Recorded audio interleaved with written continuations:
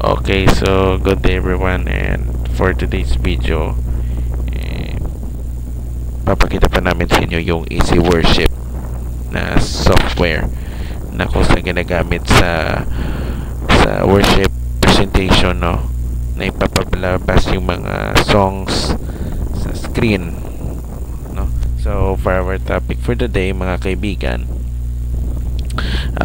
paano tayo ipasok yung PowerPoint file ng o PowerPoint na naglalaman ng sermon ng mahal nating pastor. So shoutout lang po sa ating multimedia ministry. So all you have to do, paano natin ilagay yung PowerPoint file sa loob ng Easy Worship. Okay, so punta tayo sa presentations tab, then right click sa iyong keyboard, then click import PowerPoint file.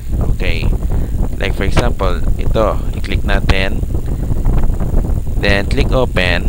So ano mangyayari? Ayan, ito na po siya guys. Ito yung sample. So paano natin ilagay sa ating schedule? So ilagay natin siya dito sa lineup, no, dito yan. Okay, so ito na po yung yung ating lineup. Dito siya ilagay. Bahala ka na dyan kung saan mo siya ilagay, no. Importante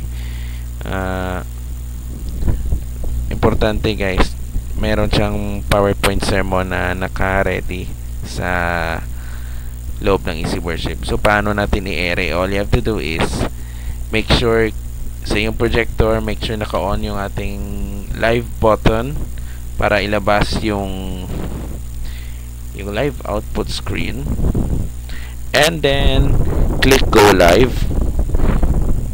Ayan na siya guys. Okay, so next slide please.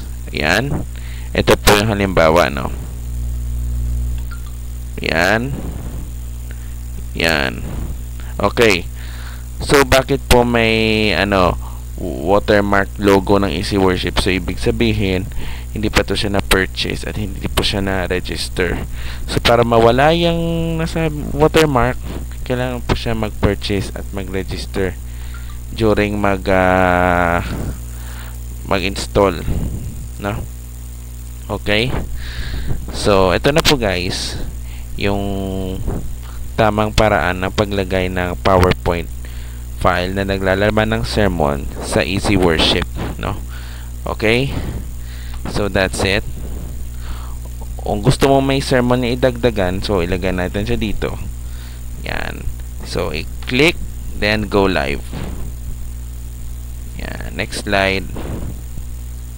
Yan, okay, ito yung go live, no? Yan. Okay, thank you so much for watching, and goodbye.